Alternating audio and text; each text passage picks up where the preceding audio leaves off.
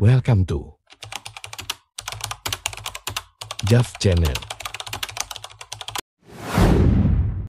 Selamat menyaksikan. Bismillahirrahmanirrahim. Assalamualaikum warahmatullahi wabarakatuh. Waalaikumsalam warahmatullahi wabarakatuh. Amin ya rabbal alamin. Memang Quran itu sifat. Semua ayat-ayat Quran itu sifat. Kalau paham, loh itu cerita Fir'aun itu sifat juga. Yang mana? Jangan tiru Fir'aun. Nah, itu sifat. Cerita tentang orang-orang kafir, jangan tiru orang kafir, itu sifat. Oh, selama ini banyak orang mengartikan sifat itu obat buat orang yang sakit. Boleh, sakit. Boleh. Ini kan masih awal aja. Sifat itu luas ya. Sifat itu luas. Nah, memang salah satunya ceritakan, ya ayuhan nas qad ja'atkum mau'izatun mir rabbikum wa syifaa'un lima fis sudur wa huda wa rahmatul lil mu'minin. Salah satu ayat ini menceritakan, hai orang-orang, hai manusia, hai kamu sekalian manusia, telah datang kepadamu pelajaran dari Tuhanmu, yaitu Quran. Penyembuh, pengobat yang ada dalam hati, dalam dada. Dada itu ada hati, dan juga petunjuk dan rahmat bagi orang-orang yang beriman. Nah, dalam membahas ayat ini dan ayat-ayat sifat yang lain itu adalah yang kayak tadi.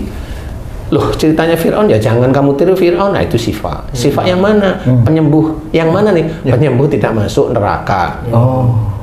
Penyembuh dari berbuat jahat. Penyembuh dari berbuat jahat. Nah, ya. Kemudian yang mana? Banyak ayat-ayat yang umpamanya kita disuruh lintalahum, lemah lembutlah kamu kepada mereka. Apakah itu sifat? Itu sifat. Gimana orang lemah lembut kok sifat? Orang lemah lembut itu kalau dijalankan terus menerus berarti nanti insya Allah mulutnya itu tertib, selalu bicara itu manfaat, tidak menyinggung orang lain. Dia bicara niatnya hanya lillahi ta'ala, dia hanya memberikan manfaat, dan manfaat, tidak menyinggung orang lain. Apapun orangnya, walaupun dia seorang Islam maupun dia bukan orang Islam, dia selalu lemah lembut. Seperti itu sifat. Paling tidak itu dia tidak sariawan, paling tidak dia bicara jarang gerok, jarang ada radang tenggorokan. Insya Allah itu pengobatnya malahan. Makanya cara bicara kita yang baik itu sendiri akan mencegah kita dari penyakit-penyakit mulut. Tapi nggak penyakit kuku dan mulut penyakitnya tung. Penyakitnya sapi itu ya. Jadi penyakit mulut, sariawan, ya radang tenggorokan seperti itu. Nah, sebenarnya Quran itu sifat, cuma banyak saudara kita itu yang nggak tahu. Nah, sehingga sifat itu gimana? Kalau ada orang sakit dibacain Quran. Lah kalau sakitnya kanker gimana bacaan Qurannya, kan gitu. Ya, saya ngerti kalau Quran itu sifat, saya ngerti. Tapi yang mana yang berhubungan dengan kanker? Karena penyakit itu banyak. Maksudnya yang mana berhubungan dengan kanker itu kan jarang dalam Quran itu dijelaskan. Ini berhubungan dengan kanker, doanya seperti ini, nggak ketemu. Nah, cuma kanker itu sebenarnya adalah inti dari semua penyakit-penyakit ringan. Jadi kanker itu penyakit yang berat. Salah satu kasus adalah diawali dari marah yang kuat. Nah, marahnya dia karena dia melanggar banyak ayat Quran dan hadis Nabi. Sudah diceritakan dalam hadis Muhammadnya la taqtab wal jannah. Jangan marah bagimu surga. Jelas jangan marah bagimu surga. Jelas sekali. Nah, tapi kan masih banyak saudara kita yang marah. Nauzubillah. Ya karena memang nggak ngerti, dia hanya paham bahwa ada hadis itu,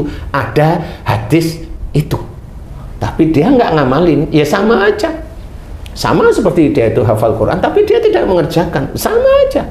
Dia akan dikasih pertanggungjawaban besok di akhirat. Kamu udah jalanin belum? Kan begitu. Ilmu yang dititipkan oleh Allah Ta'ala udah kamu jalanin belum? Karena berhubungan dengan syifa yang lain. Kabura maqtan indallahi an taqulu ma la taf'alun. Sudah dijelaskan banyak dalam ayat-ayat Quran. Kemurkaan Allah amat dekat dengan orang yang mengajak orang, memberitahu orang untuk melakukan kebaikan, menasihati orang, tapi dia tidak mengerjakan. Nah, itu kalau dilanggar, ya dia pasti sakit. Kalau itu kita lakukan, berarti kita akan mengerjakan dulu. Insya Allah nggak ada yang namanya sakit. Insya Allah. Nah, di titik inilah sebenarnya Quran itu sebenarnya harus dikerjakan. Oh, itu pemahaman sifatnya gitu. Iya, kasih contoh. Salah satu ayat sifat. Wasari'u ila maghfiratin min rabbikum wa jannatin adwa samawati wal ardu uiddatil muttaqin. Nah, ini kan diketahui, bersegeralah kamu ke dalam ampunan Allah. Nah, surga yang seluas langit dan bumi diperuntukkan bagi orang yang bertakwa. Kalau kita melihat di sini, sebenarnya ada urutan. Allah menyuruh seseorang bersegera ke dalam ampunan Allah itu berarti tahu kesalahannya. Bersegera itu berarti tahu dia sudah. Bersegeralah kamu ke dalam ampunan Allah, tahu dia salah. Kemudian tobat. Diceritakan oleh Allah Ta'ala, ya, surga yang seluas langit dan bumi diperuntukkan bagi orang yang bertakwa. Berarti sebenarnya ini ada hubungan antara orang yang mohon ampun dengan takwa.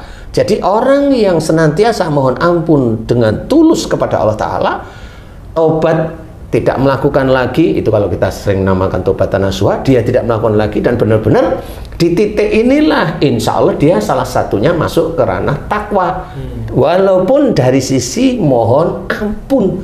Jadi jangan dianggap remeh. Wong ngobatin orang sakit kok mohon ampun. Nah, kalau dia seorang Islam, kafir dia. Dia kafir, dia nggak ngerti deh bahwa mohon ampun itu unsur takwa. Sama seperti sholat, sholat itu unsurnya juga takwa. Membayar zakat itu juga takwa. Sedekah itu juga takwa. Hormat kepada orang tua juga takwa. Mengerjakan sunnah-sunnah Rasulullah itu juga takwa. Itu sebenarnya menjadi sifat. Jadi jangan dianggap remeh. Nah, sifat yang ada dalam Quran itu banyak sebenarnya. Sangat banyak sekali. Nah, kalau orang sakit itu kan memang berhubungan. Contoh pusing. Di mana pusingnya? Kepala. Mana ada pusing di lutut? Kan nggak ada. Kalau pusing di kepala berarti dia banyak mikirin sesuatu yang tidak benar. Atau dia pusingnya gara-gara merasa dia benar. Yang dia pikirkan ya ada memang. Nah, kenapa? Sesek di dadanya, mamanya. Dia sesek kenapa? Dia sering menyimpan marah. Tanyain aja, nanti kan insya Allah benar, karena sesek di dada di sini.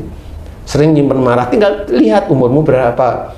Umurku baru 25, dia nyimpan marah sama orang tua. Tanyain aja, kamu sering nyimpan marah dengan ibumu apa bapakmu? Nanti jawab kok dia. Sama ibuku lah. Kenapa? Ibuku sering beda-bedain aku sama saudaraku. No, kan nyimpan marah. Nah, kalau sudah tahu gitu sifatnya gimana? Ya mohon ampun kepada Allah dan kamu juga minta maaf pada ibumu. Jangan suuzon bahwa ibumu itu membeda-bedain kamu. Itu kan cara-cara Allah yang sudah ditulis, dicitrakan dalam Quran dan juga dianjurkan oleh Rasulullah bagaimana kita itu bertobat. Kan begitu. Itu sifat namanya. Kalau dia mau mengakui dan betul saya ini, kemudian dia mohon ampun kepada Allah, kemudian minta maaf sama ibunya, lu hilang kok seseknya, insya Allah hilang. Seminggu, sebulan, bisa selamanya kalau dia tidak mengulang lagi, insya Allah seperti itu. Kadang orang juga udah mengerti hal itu, minta maaf sama orang tua, tapi orang tua nggak maafkan, dia tamannya sebesar. Lah karena dia juga inginnya dimaafkan orang tuanya. Lah nggak perlu, yang penting seorang itu minta maaf kalau salah. Masalah dimaafin atau enggak itu urusan orang yang dia mintain maaf sama Allah, bukan dengan dia. Sudah, yang penting kita minta maaf, itu urusan kita dengan Allah. Iya. Menggugurkan kalau kita itu merasa nanti kalau minta maaf diterima, lah itu kan ego. Sama seperti saya pinjam uang boleh enggak? Wah, saya lagi nggak punya uang, marah lah saya loh. Pinjam uang dipinjemin kok marah, gimana sih? Kan gitu, ada ego. Loh kok lucu kan gitu. Nah, di titik inilah sebenarnya Quran menjadi sifat. Makanya kita diajarkan dalam Islam ini selalu menjadi taat kepada Allah Ta'ala agar penyakit itu tidak ada. Kalau diuji dengan tidak enak, nggak gerutu, nggak protes sama Allah Ta'ala, kan gitu ya. Yang seperti ini harus diketahui, itulah sifat dari Quran. Jadi kita itu senantiasa, kita manusia itu jujur itu sangat sering berbuat dosa. Sangat sering berbuat dosa. Umpamanya begini, umpamanya kita dikasih waktu nih bekerja. Di dalam bekerja itu otak kita itu kemana saja coba? Kalau otak kita itu hanya ngejar uang, dosanya di situ. Karena pada saat kita itu bekerja, yang kita cari adalah ridha Allah, itu beda. Dosa dari pikiran udah dosa dari pikiran itu udah menjadi dosa karena dia hanya mengejar uang tok. Ya, Di titik inilah kita harus memahami orang-orang yang memang sering melakukan kesalahan, entah itu orang Islam atau orang yang non-Islam, itu sama. Kalau dia hobinya marah, sama. Dia akan kena penyakit-penyakit yang sama istilahnya. Kalau dia nyimpen marah terus berhari-hari dengan orang tua atau dengan pasangannya, insya Allah dia gagal ginjal seperti itu. Kalau dia orang kaku, kalau ngomong begitu aja terus keras kaku, paling tidak nomor satu itu apa? Kekentalan darahnya itu tinggi. Kalau kekentalan darah tinggi, kenapa? Pasti nyerang jantung. Kalau udah nyerang jantung, ya janganlah minta. Kalau memang sudah waktunya ya saya ingin, ya nggak boleh lah seperti itu. Itu namanya sombong. Iya, nantangin Allah Ta'ala. Sama aja kalau diambil, emang yakin dia itu momennya orang-orang tersebut itu pasti masuk surga. Walau alam nggak ngerti. Bener Pak. Dari kekakuan, dari keras dan sebagainya itu ya seperti itu. Jangan menganggap bahwa saya kan kayak Umar loh. Emang tahu Umar beneran? Iya, baru tahu cerita. Ya, jangan gitu kan baru cerita kan gitu ya. Siapa tahu malah Sayyidina Umar itu malah habis itu memeluk Islam, Panglima Rasul itu jadi lemah lembut, kan nggak tahu. Lah ya lembut beneran, jangan membawa. Lu itu kan nafsumu. Nggak boleh seperti itu. Nah akhirnya apa? Sifatnya yang mana? Walaupun dia hafal Quran, sifatnya yang mana? Dari sakitnya itu sendiri dia nggak bisa menyelesaikan. Sifatnya yang mana? Karena apa? Karena dia keluar dari jalur syariat sebenarnya. Keras, kaku, nggak boleh. Nggak boleh. Menjalankan, mengaplikasikan Quran itu mendatangkan kebaikan, itu sifat jadinya Pak Ustadz ya? Mohon ampun itu juga sifat. Iya itu sifat. Iya, karena memang belum ditemukan aja. Tapi saya cerita ini loh, banyak orang-orang yang sudah bertemu dengan saya atas izin Allah, sakit, diberi kesembuhan oleh Allah Ta'ala. Kalau dia mau kembali ke jalan Allah Ta'ala, ya insya Allah diberi kesembuhan. Yang buta matanya, yang sarafnya mati, alhamdulillah diberi kok oleh Allah Ta'ala kesembuhan. Yang glukoma nggak bisa melihat sama sekali, sama itu. Kalau dia mau kembali ke jalan Allah, diberi kok kesembuhan banyak. Yang HNP, saraf terjepit, yang ketemu sama saya sudah terseok-seok 1 tahun, lah ketemu sama saya asal dia mau kembali, lo langsung enak kok kakinya, apalagi mau dicari. Hanya cuma mau memohon ampun kepada Allah Ta'ala mulai hari ini aja, mau insya Allah lakukan setiap kali terus, dan mau meminta maaf sama suamimu mau, atau mau minta maaf sama istrimu mau, dia mau. Jangan diulang lagi karena Allah. Jangan diulang lagi yang jelek itu karena Allah. Bukan jangan diulang lagi agar sembuh, tidak boleh. Kalau agar sembuh itu dunia. Itu tidak boleh seperti itu. Karena Allah sebenarnya. Mau memohon ampun kepada Allah Ta'ala terus-menerus setiap hari, selesai sholat, insya Allah mau. Jangan ulang lagi, insya Allah selesai. Seperti itu. Nah itulah sifat. Kenapa? Diajak dia kembali ke jalan Allah Ta'ala, mau memohon ampun, istiqomah mohon ampun, tidak mengulang apa yang dia lakukan, kan begitu. Nah itulah sifatnya. Nah makanya coba kalau kita lihat banyak teman-teman dakwah itu yang sakit kemudian nggak bisa apa-apa, padahal dia juga hafal Quran. Iya benar ya. Dia yang mana coba? Banyak yang seperti itu. Nah itulah yang harus kita ketahui, bahwa sifat itu harus dikerjakan. Makanya di istilahnya itu tadi ya, salah satu ayat Quran dijelaskan, ya ayyuhan nas qad ja'atkum mau'izatun min rabbikum wa syifaa'un lima fis sudur wa huda wa rahmatul lil mu'minin. Dijelaskan penyembuh penyakit dalam dada ada hati. Berarti hati ini iman kepada Allah Ta'ala. Kalau dia tidak iman, marah. Kalau dia tidak iman, egois. Kalau dia tidak iman, dia itu diemin suaminya. Kalau dia tidak iman, dia ngecengin istrinya. Kalau dia tidak iman, dia nggak peduli dengan ayahnya. Kalau dia tidak iman, kan begitu intinya. Kalau dia tidak iman, dia itu murka dengan uang yang bukan miliknya. Begitu. Kalau dia tidak iman, dia sholatnya untuk kaya. Begitulah yang tidak iman kepada Allah Ta'ala. Semuanya disuruh oleh Allah Ta'ala, inna sholati wa nusuki wa mahyaya wa mamati lillahi rabbil alamin. Dijelaskan bahwa sholat, ibadah, hidup dan mati itu hanya untuk Allah, bukan untuk dunia malahan. Nah inilah sebenarnya. Jadi kalau kita iman kepada Allah Ta'ala, semua unsur di dalam ayat Quran itu memang sifat.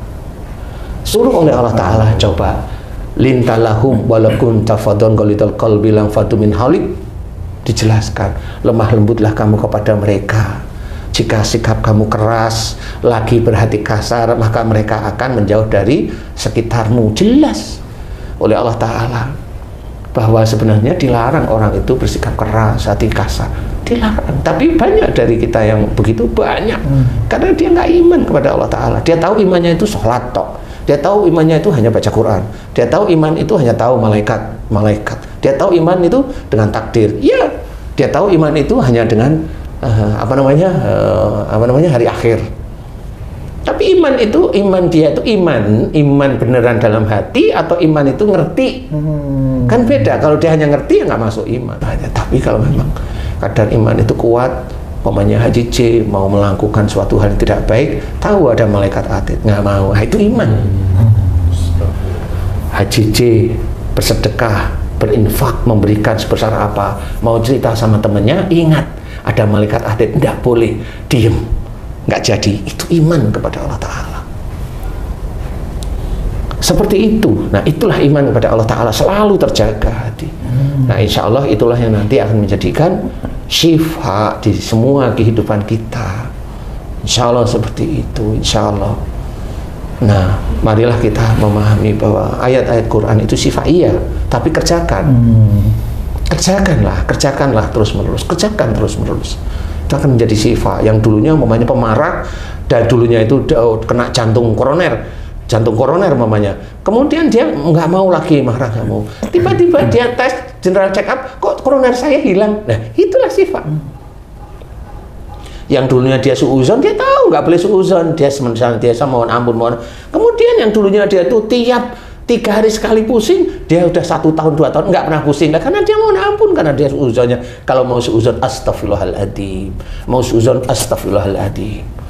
Kan gitu sebenarnya. Nah, itulah sifat. Nah, makanya kayak Haji C tadi cerita, sampai Quran dicelupin air, airnya diminum. Nah, itu kan karena tidak tahu. Tapi ada gitu dia, banyak. Astagfirullah. Iya, karena nggak dijelaskan. Bukan fisik yang dimasukkan Pak Ustadz ya.